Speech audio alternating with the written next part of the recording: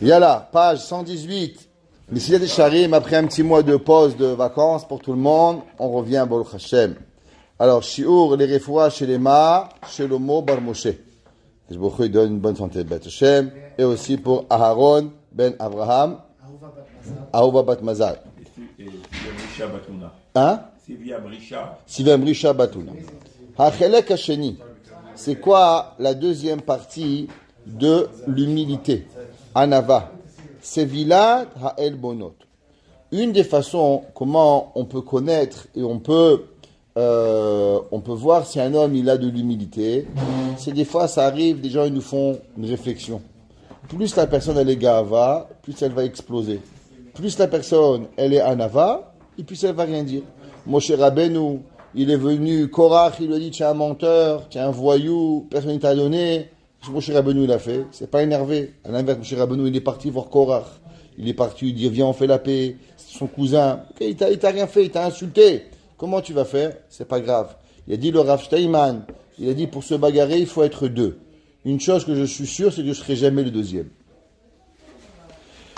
Veine befirouch amru zichronom livracha. C'est marqué dans la Gemara, dans Rosh Hashanah. Les minose avon. À qui Akadosh Baruchu il pardonne la faute, les mi she'over al pesha. Celui qui va pardonner la avera. Un homme il te fait de la peine, pardonne. On raconte qu'il y avait un jour le Rav de Brisk, il y avait un din Torah, il y avait un jugement à la ville, il y avait deux personnes qui se sont bagarrées. Alors bien sûr ils sont venus au Beddin et le Rav il a rendu coupable un, et en partant le deuxième. Le monsieur qui a été rendu coupable, il a insulté le Rav. Le Rav il dit Mahoul, Mahoul, Mahoul, Mahoul. Après, il est sorti, il s'est fait écraser par un cheval et il est mort. Les gens, ils ont dit, c'est à cause du Rav. Le Rav dit non. J'ai vu, dès qu'il m'a insulté, il y avait le malach Hamavet sur sa tête.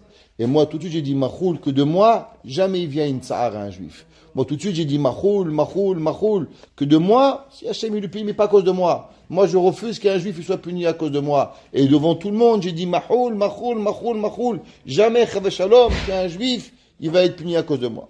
Va'amru od. La Gemara dans ma Sechet Shabbat, elle dit Hane elavim ve'enam molvim. Ceux à qui on fait honte et ils répondent pas. Shomim herpatam ve'enam meshivim. Qu'ils écoutent leur honte et ils répondent pas. Alehem akatov. Sur eux, le verset, il dit ve'ohavav. Et ce que Dieu il aime, Ketset Hashem Eshbigvurato. Comme le soleil quand il sort, il fait noir. Et dès que les premiers rayons du soleil sortent, s'il y a eu plus beau qu'un lever du soleil, et des gens ils vont jusqu'à l'autre bout du monde pour voir un lever du soleil sur la mer, voir dans les montagnes. Ils vont à Masada pour voir le lever du soleil, c'est magnifique. Et la Torah dit, à quoi ça ressemble un homme qui a la force d'entendre qu'on le déshonore, on lui fait honte et il répond pas? Il a la force et la beauté d'un lever du soleil dans l'obscurité. À combien Akadosh Baruch Hu il les aime? Vesipu migodel anvanoto shel Baba ben Buta zichronam livracha. Et la Gemara raconte à combien il était humble, Baba ben Buta. Haou bar Babel des salik le hara d'Israël. Il y avait un jour un homme de Babylone, un Irakien. Bon, ils sont un peu durs les Irakiens, ils ont un caractère dur. Ils sont pas comme nos doux, comme ça les Tunisiens, des gens bien. Qu'est-ce qu'on peut faire? La Gemara dit, Haou bar Babel, il y avait un homme qui était un Irakien, des salik le hara d'Israël. Il est parti de Babylone, il est allé en Eretz Israël. Nassiv iteta, il a marié une femme. Amarla, il lui a dit, Bashili très talpé. Il lui a dit, cuisine-moi deux oiseaux, deux animaux. Amala zili aitili très botiné. Ouais. Il lui a dit, va et apporte-moi deux botiné. Azlat, va étaler très chargué. Ouais. Il lui a dit, elle lui a amené deux chargués. Amarla zili tavriat on al reche de baba.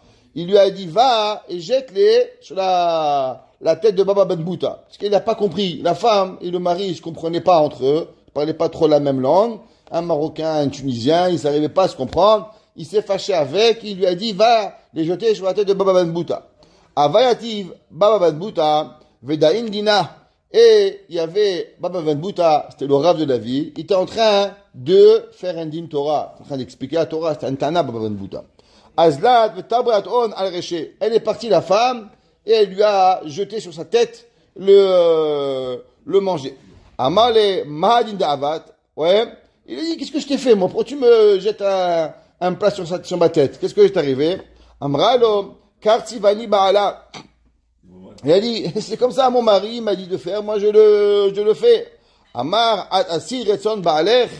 Il lui dit quoi? Tellement tu aimes ton mari que tu étais prêt à venir déshonorer Baba Ben Bouta, le rab de la ville, pour pas faire de mahlokat avec ton mari. Amakom otzi mimer shne banim ki Baba Ben Bouta. La Gemara elle dit que Baba Ben Bouta il lui a béni que tu auras 2 enfants comme moi, aussi grands Tamil Hacham que moi. Pourquoi? Parce que tu as été prête à tout faire, à te déshonorer, mais pas à avoir de la mahlokat avec ton mari. Combien était Baba Ben Bouta? Il était non seulement il s'est pas fâché avec elle, il a trouvé comment lui faire une bracha. Nous, normal, on aurait mis une gifle. Viens, on va dire qu'on va rien dire, on va aussi la bénir. Pas le faire. Non. Mais Baba Ben Bouta, il a même pas pensé qu'il était un hacham, combien il était complètement anav, complètement, pour lui, il était entièrement arrivé à tout. Vehilel, Kemo Siprou, Mirov Amuto, Masechet Shabbat. La Gemara raconte combien il était humble. La Gemara dit comme Moshe Rabbeinu. Que quoi? Tanou Rabbanan. Leolam Adam Advatan Kehilel. Un homme, il doit être humble comme Hillel. La Gemara dit que quoi? La Gemara raconte plusieurs histoires. Qu'il y avait un jour, un homme, il avait fait un pari qui va arriver à énerver Hillel. Alors il a attendu que Hillel il va au bain. À l'époque, il n'y a pas le bain à la maison. Il fallait aller au hammam. Alors il arrive, c'était toute une histoire le hammam, fallait amener les habits, fallait amener le savon, fallait amener la personne qui vient avec toi parce que c'était chaud, les gens ils s'évanouissaient, fallait payer quelqu'un qui te surveille pour pas que... C'était toute une histoire d'arriver au bain. Alors il est arrivé au bain, et à peine il s'est déshabillé, un gars il criait Hillel, il se rhabille, il dit qu'est-ce qu'il y a? Il dit pourquoi les Chinois ils ont les yeux bridés?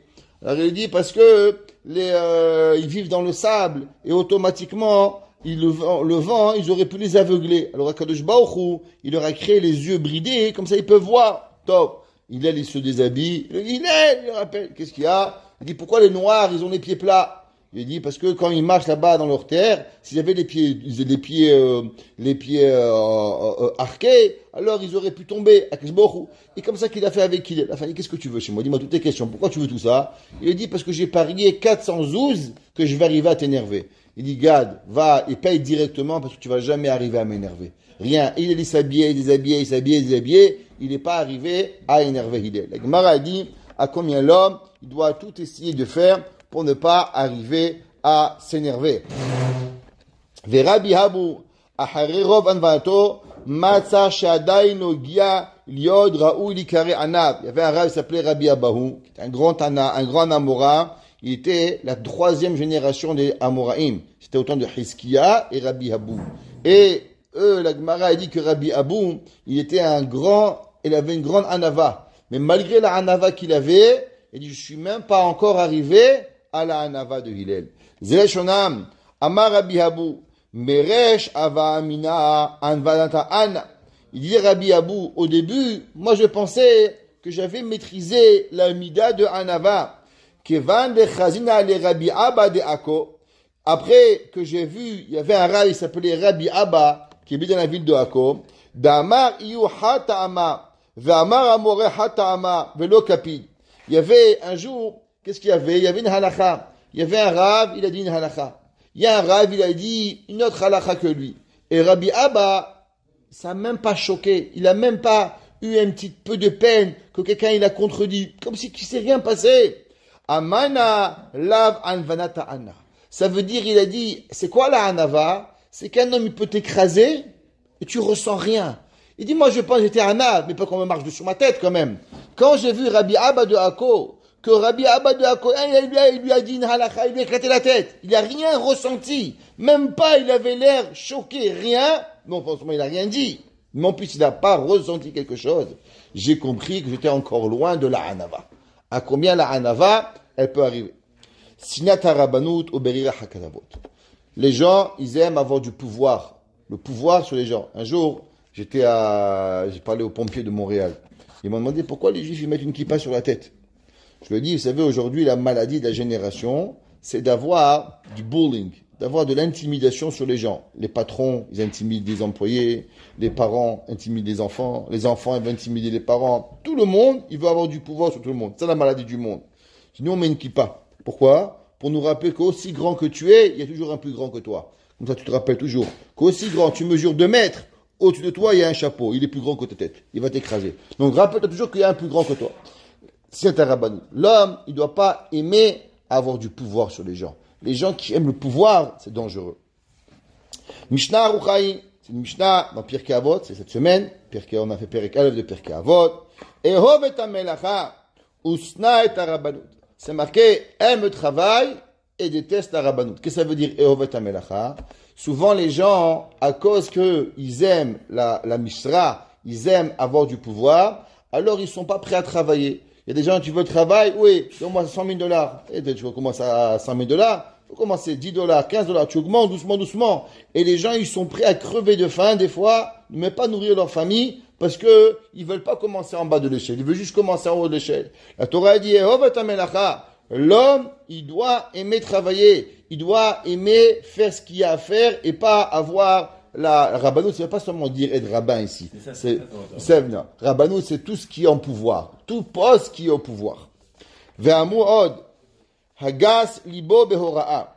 Il y a des gens, par exemple, ils connaissent une halakha, tout de suite ils veulent dire à tout le monde la halakha. Il vient, c'est comme si, c'est pas comme ça. Ouais, que ça comme toi. Il y a un rab, il y a la halakha, reste à ta place. Qui a. Hagas libo behora'a, choté.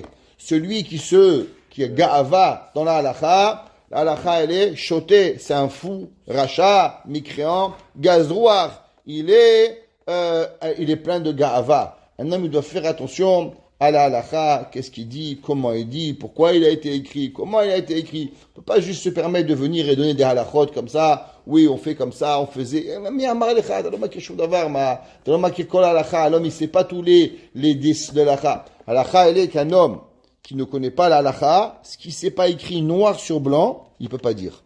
Si c'est pas écrit à la source d'éteindre la lumière, il n'a pas le droit de dire. Pourquoi? Parce que peut-être c'est dans un autre contexte, peut-être c'est pour quelqu'un d'autre. Chaque chose, il faut le faire avec la bonne chose. Ve'amru, kol harodef achar akavod boreach mimenu.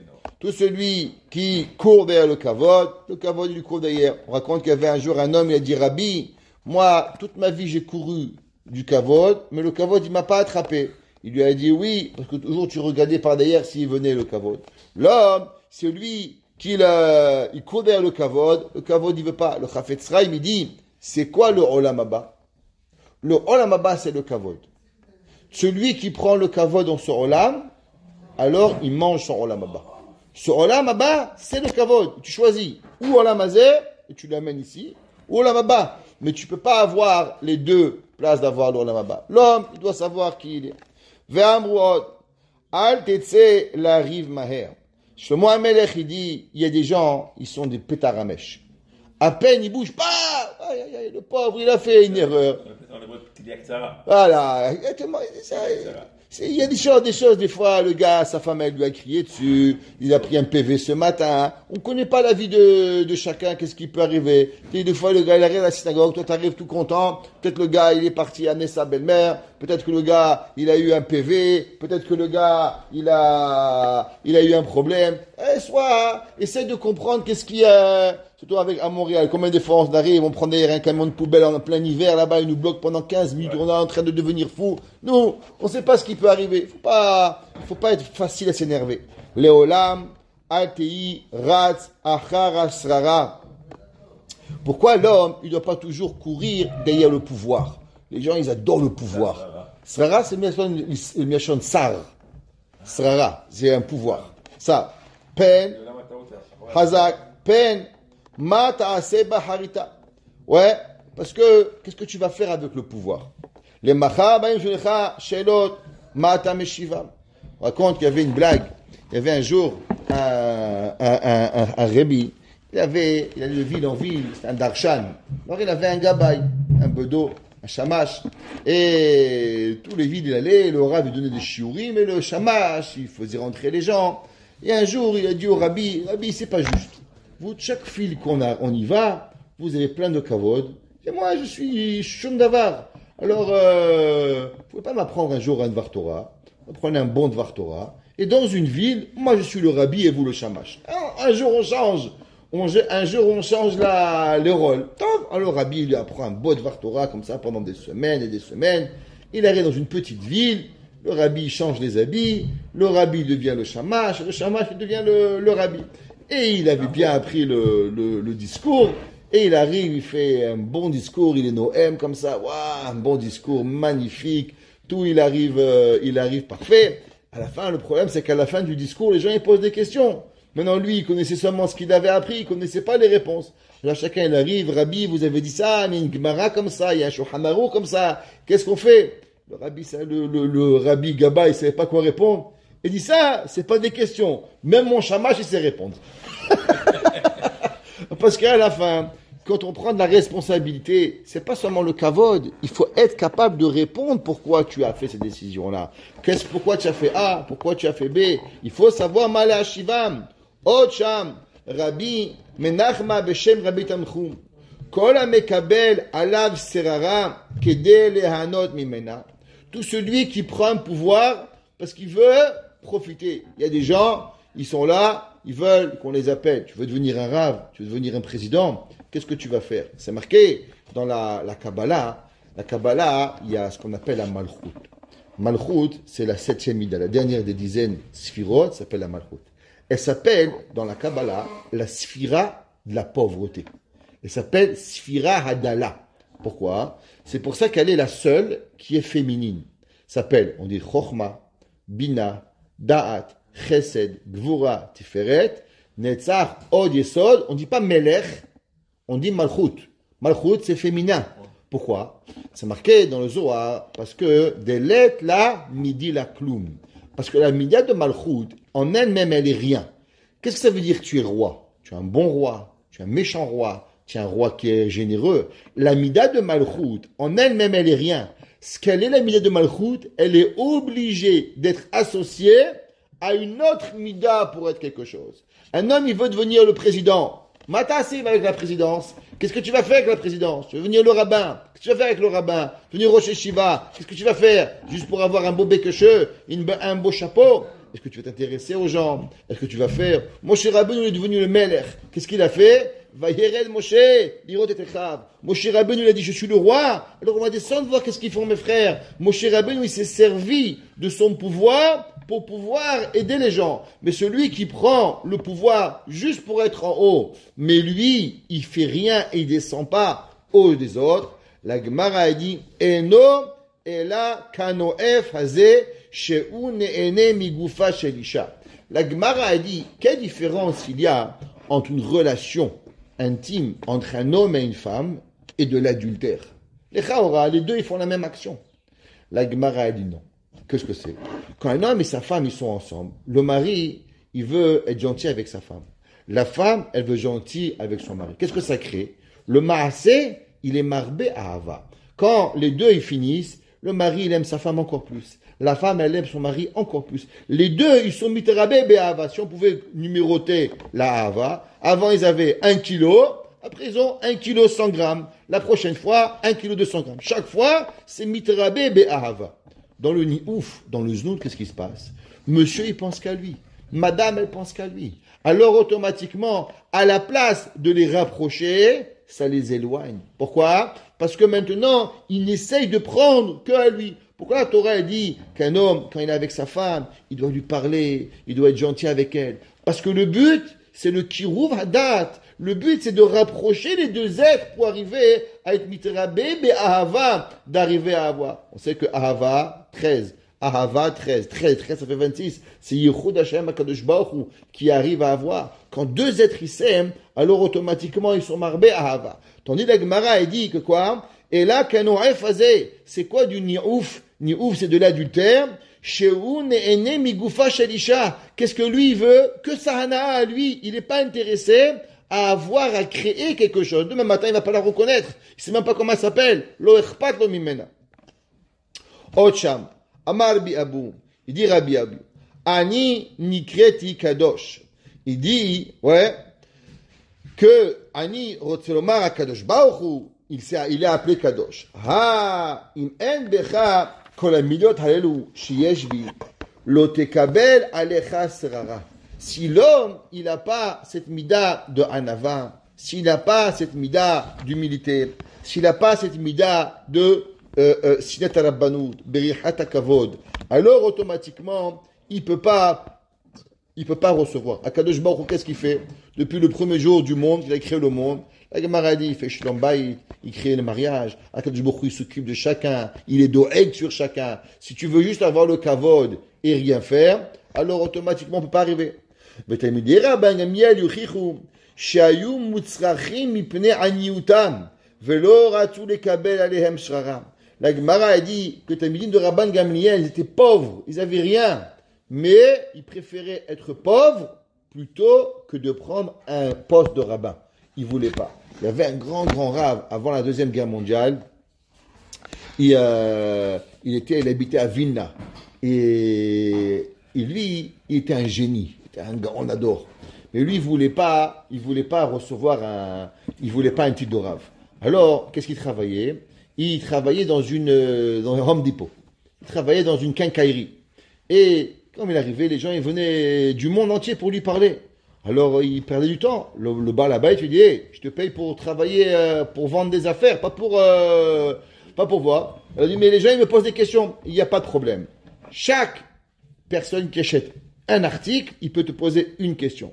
Alors, il y avait la queue dans le magasin. Tous les rabbinim du monde, ils venaient acheter un marteau, ils achetaient un tournevis, ils achetaient des outils. Chaque objet, une question. Il y avait 10 questions, 10 objets. Et lui, il était millionnaire. Le gars était content. Le rave, il était à la caisse. Et chacun, il achetait 10 objets, 10 questions. 5 objets, il y avait une queue énorme. Il y avait que des rabbins. Et tous les gens là-bas, ils achetaient pour rien. Juste pour poser des questions au rave. Il y a des gens, ils refusaient d'avoir le Mirtav Eliaou, Rav Eliaou Dessler. Jusqu'à la fin de sa vie, il était un mélamed privé. Il voulait pas avoir un titre de rave, rien du tout. Il était mélamed privé des enfants. Pourquoi? Parce que le Ktsot HaChoshen était aussi rabbi des enfants de 12 ans. Il était pauvre, Ani. Il était Ani Maroud, mais il voulait pas profiter de rien jusqu'à qu'il avait écrit son livre. Ça veut dire que la Gemara a dit qu'il y a des gens qui ont cherché à être Emet Torah Lishma pour pouvoir y arriver. Le Ktsot, il a écrit plusieurs livres. Il a écrit le Ktsot HaChoshen, il a écrit le Avnei Miluim. Et le livre le plus étudié, c'est le Ktsot HaChoshen. Et le deuxième livre, il a écrit, c'est le Avnei Miluim. On utilise beaucoup moins le Avnei Miluim que le Ktsot. Un jour, on a demandé pourquoi. Il dit parce que le Ktsot, je l'ai écrit quand j'étais pauvre. Mais le Avnei Miluim, j'étais déjà un rabbin. Alors, il y avait déjà la gava dans mon livre. C'est pour ça que le halakha, elle est moins utilisée dans le Avnei Miluim qu'elle est écrite dans le Ktsot. Quand j'ai étudié le Ktsot, c'était à Kol Kulo Kodesh Kodashim. Alors, c'est pour ça que ce livre-là, il a été beaucoup plus Mekoubal. Combien on se rend pas compte combien même notre Torah, elle est affectée par rapport à nos midot. Uma shamru beparashat Kohen mashwar zeshonam. Kimdumin atem sheshraru denoten lachem.